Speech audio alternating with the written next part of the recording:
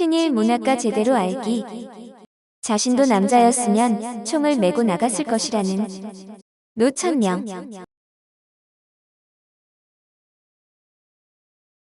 모가지가 길어서 슬픈 짐승이여. 언제나 점잖은 편말이 없구나. 관이 향그러운 너는 무척 높은 족속이었나 보다. 물속에 제 그림자를 들여다보고 잃었던 전설을 생각해내고는 어찌할 수 없는 향수에 슬픈 모가지를 하고 먼데 산을 바라본다. 너무나도 잘 알려진 이 시는 평생을 독신으로 고독과 함께 살아가면서도 꾸준히 작품 활동을 계속해 한국 문학의 이름을 남긴 열일 시인 노천명의 대표작 사슴입니다.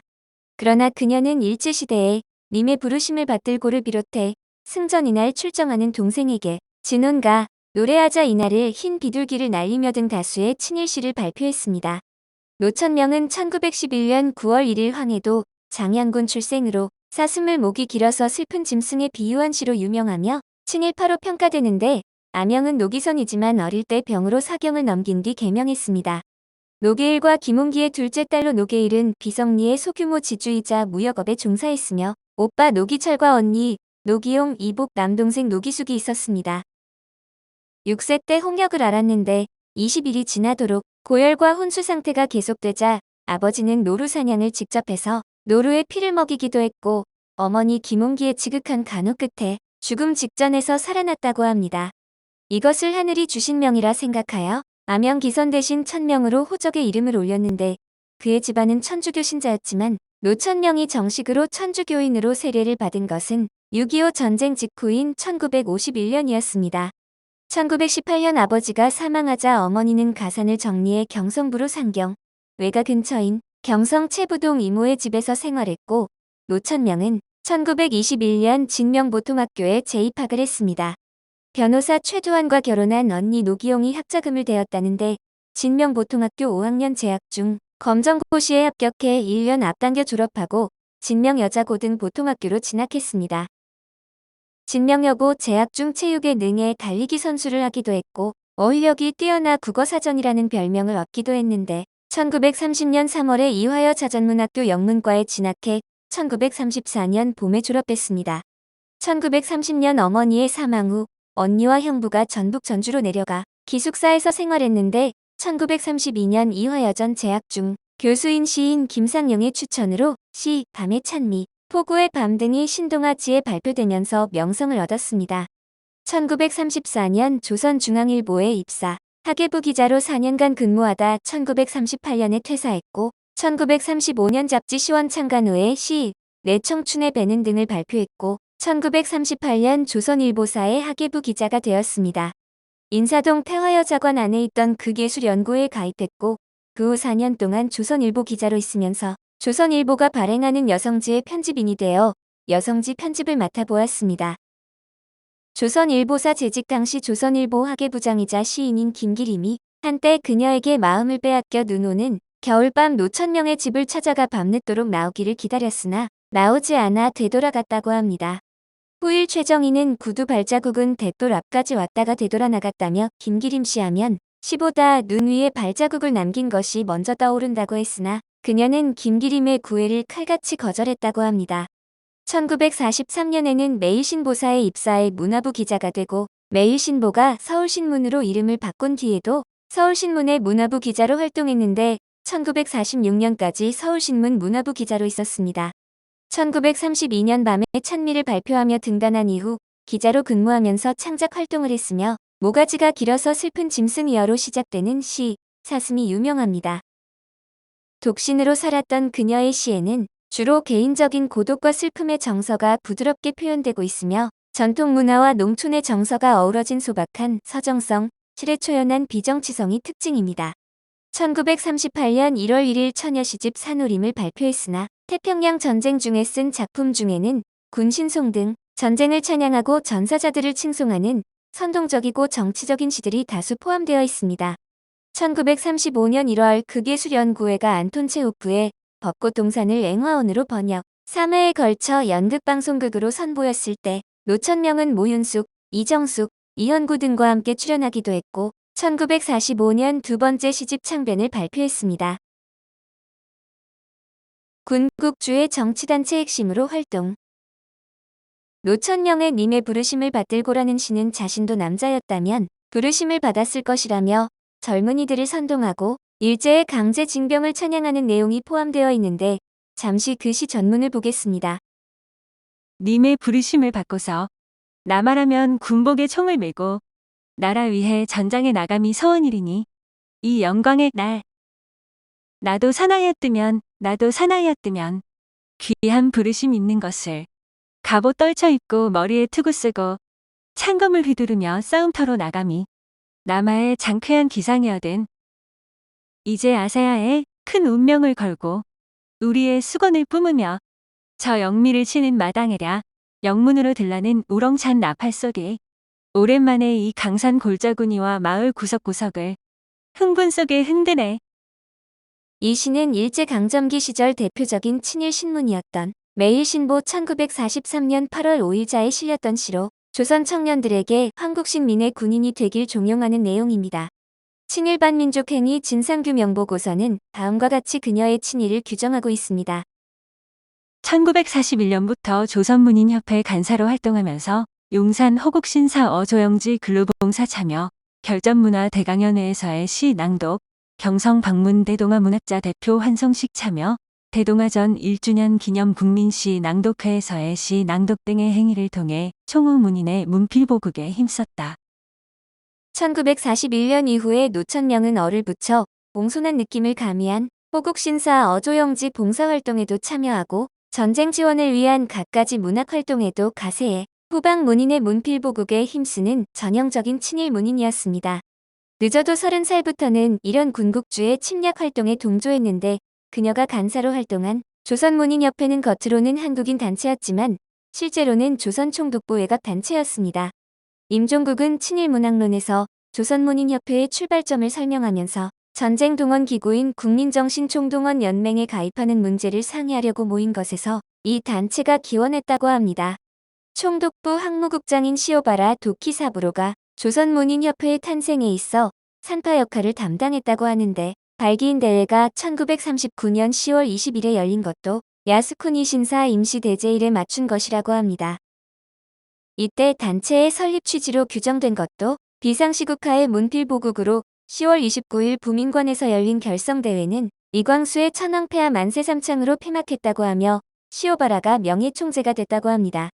노천령은 그런 단체에 마지못해 가입한 게 아니었는데 실무간사가 되어 이 단체의 핵심 멤버로 활동해 작정하고 친일파가 됐다고 해도 과언이 아닙니다. 조선문인협회에서만 간사 일을 한 것이 아니라서 조선임전보국단 산하의 부인대 간사로도 일했다고 하며 총독부 기관지인 매일신보사에 입사해 학예부 기자로 활동했으니 전쟁 선동의 주요 실무자였다고 할 수 있습니다. 그녀는 글쓰기뿐 아니라 말하기로도 친일을 했는데 조선임전보국단 등이 주최한 대중행사 때는 무대에 서서 연설을 했고 좌담회나 위문활동 등에도 적극 참여했습니다. 시 낭독 대회에도 모습을 드러내는 등 열혈 전사가 되어 여기저기 출연하면서 전쟁 지원을 독려했던 것인데 그녀는 감각적인 시어를 동원해 한국 여성들의 전쟁 지원을 독려했습니다. 1942년 3월 4일자 매일신보에 발표한 부인 근로대에서는 군복 수리에 동원된 여성들의 모습을 비장하게 묘사했는데 동원된 여성들이 불만을 품지 않고 자기 작업에 의미를 부여하게 고안된 시였습니다. 총알에 맞아 뚫어진 자리 손으로 만지며 기우려 하니 탄환을 맞던 광경 머리에 떠올라 뜨거운 눈물이 도네. 한 땀 한 땀 무운을 빌며 바늘을 옮기는 양든든도 하다. 일본의 명예를 걸고 나가니여 훌륭히 싸워주 공을 세워주. 1944년 10월 5 조광에 발표한 싸움하는 여성이란 수필에서는 전쟁의 승패가 남성이 아닌 여성에게 달려있다고 역설해 여성들이 근로정신대 활동에 총력을 기울여야 한다고 강조했습니다. 그녀는 대동아 전쟁의 승패는 결국에 있어서 적국 여성들과 일본 여성의 근로의 투쟁에 있을 것입니다라고 한 뒤 외아들을 전쟁터에 바친 어머니와 새 신랑을 전쟁터에 바친 여성을 거론했습니다.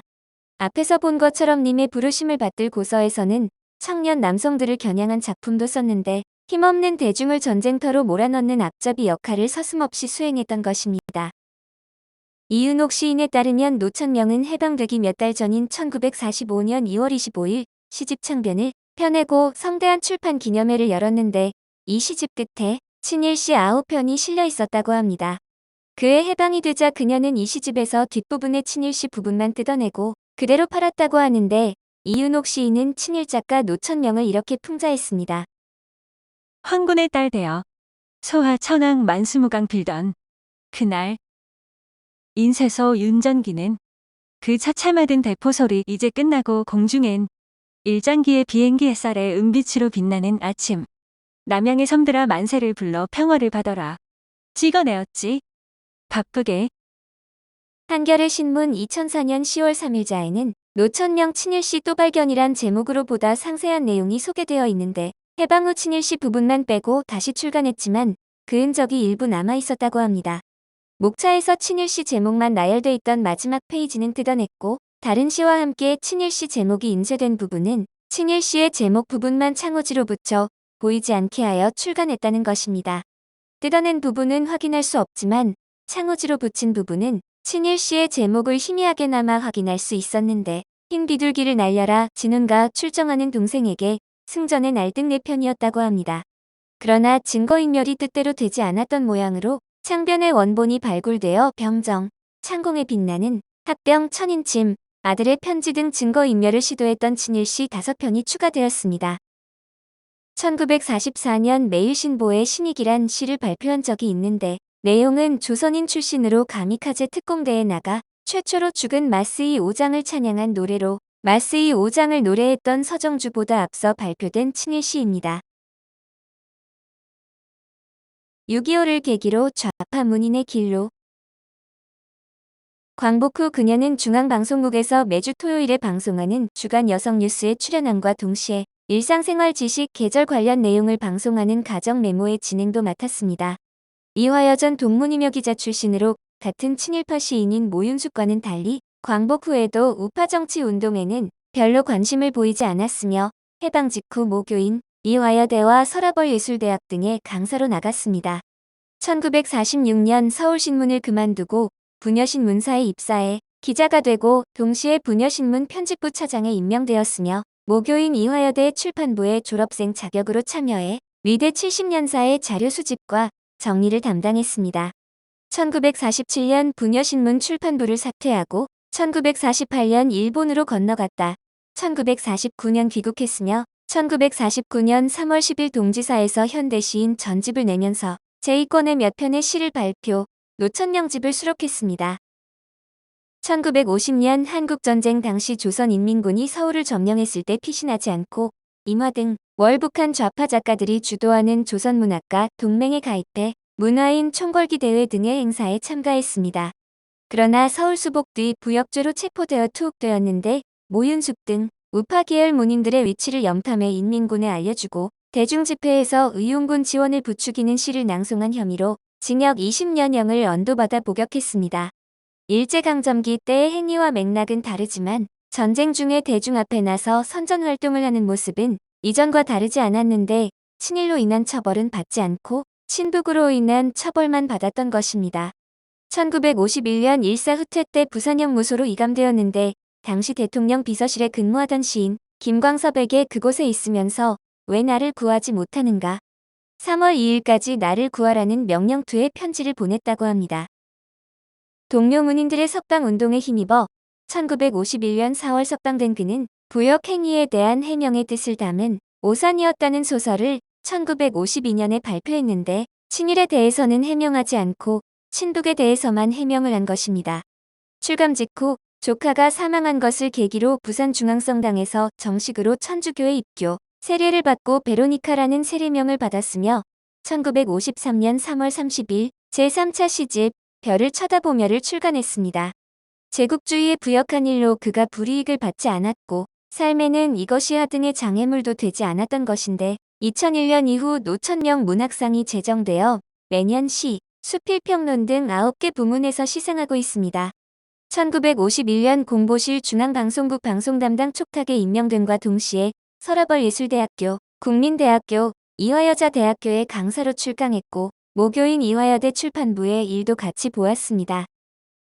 1954년 그녀의 사실상 마지막 작품인 수필모음 나의 생활백서를 발표하고 1955년 여성서간문 독본을 간행했는데 1957년 2월 2일 재생불능성 뇌빈혈로 서울 청량리 위생병원에 입원했습니다.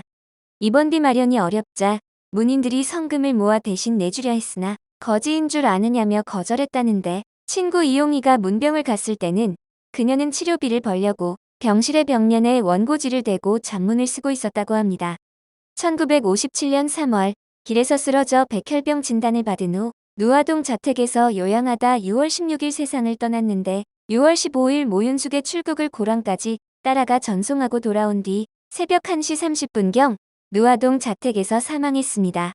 장례식은 1957년 6월 18일 명동성당 별관 천주교 문화회관에서 문인장으로 장례식이 치러졌고 중곡리 천주교 묘지에 안장되었으며 8월 23일 묘비 대신 시비가 세워졌고 이듬해 유작 모음인 사슴의 노래가 발간되었습니다. 민족문제연구소가 2008년에 발표한 민족문제연구소의 친일인 명사전 수록자 명단 중 문학부문에 선정되었는데 14편의 친일 작품이 밝혀져 2002년 발표된 친일 문학인 42인 명단에 포함되어 있습니다. 일제강점기의 보성전문학교 교수인 경제학자 김광진과 연인 사이였는데 노천명과 절친한 작가 최정희가 시인 김동완과 사귄 것과 함께 문단의 화제 중 하나였고 두 사람의 사랑을 유진호가 소설로 묘사한 바 있습니다. 근데 남성 작가 최악의 성격 파탄자가 김동인이라면 여성부 챔피언은 노천명이라고도 하는데 도도함을 넘어 오만불손하고 독선적이며 기회주의자의 성격이었고 남자들에게는 결벽스러울 정도로 냉정했다고 합니다. 그녀가 묻힌 경기도 고양시 대자동 가톨릭 묘역에 문학비가 있고 경남 거창 죽전근린공원과 경기도 과천 서울대공원 다람쥐 동산, 경북 김천 직지문화공원 전남진도 동명계공원에 사슴과 저버릴 수 없어 시비가 있습니다.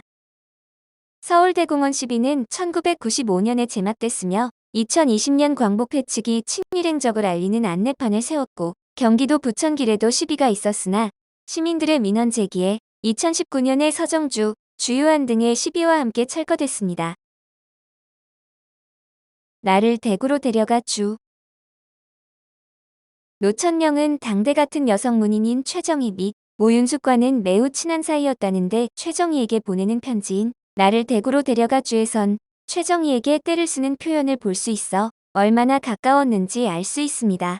노천명, 최정희, 모윤숙 3인방은 사이가 너무 좋은 나머지 친일 행위에서도 우정을 발휘해 일제의 우리문인회유 단체인 조선문인협회에 1942년에 가입합니다. 같은 시기에 반민족 악질 친일파로 세 여성이 함께 변절한 것으로 이 중에서 최정희는 친일파 김동완과 동거하면서 2명의 자녀를 두기도 했는데 다음은 노천명이 최정희에게 보낸 편지입니다. 나를 대구로 데려가 주. 노천명의 편지, 시인 노천명이 소설가 최정희에게. 정희. 당신의 따뜻한 우정 고마웠어. 정말 나는 푹 쉬고 왔어. 마치 온몸이 뜨끈뜨끈한 방에 들어가 몸을 녹이고 온 것 같은 느낌이여. 부산에 오니 몸은 다시 꽁꽁 얼어 들어오는 것 같소. 당신과 둘이서만 갖는 시간이 적었던 것만이 유감이여. 어찌하여 나는 이렇게 외로워야 하는지 모르겠어. 동행한 빙글빙글 웃어야 했던 신사가 나를 고맙게 잘 모셔낸 주었소마는 이런 나와 아무 상관이 없는 사람들의 친절은 차라리 내가 좋아하는 사람의 매만도 못하다는 것을 당신은 알게요. 마음을 진정하고 이제부터는 작품을 살 작정이요. 최인욱 씨가 오늘은 또 몇 차례나 터키와 사진이 맞지 않았는지 구상은 몇 번이나 악을 쓸 또 대들었는지 모두 다 그리워졌어. 너무 구박을 해서 후회가 돼요. 간 데마다 그 말을 좀 못하게 해요. 응. 부탁이야. 나를 대구로 데려가 주. 나는 아직 금강 다방을 안 나갔어. 웅크리고 앉아서 직업적 권고를 써서 주는 이 순간 내 마음은 대구로 자꾸만 달린다. 한 사람도 그래 정말이지 한 사람도 내 마음을 붙드는 인간이 여기는 없다. 참 여고. 빙글빙글 웃는 사람이 당신과 연애 좀 하게 해달란다. 어때 편지해라. 황 여사에게 안부 전해줘. 훗날 또 쓸게. 오늘은 내가 우울어. 밖엔 바람이 몹시 부어.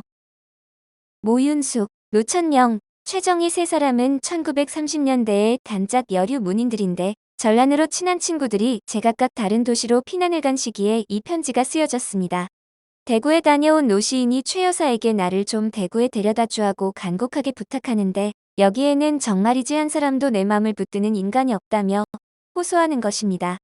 최정희는 소설가로 함경남도 단천 출생인데 1933년 잡지 삼천리지 사원이 되었으며 파인 김동완과 결혼했습니다.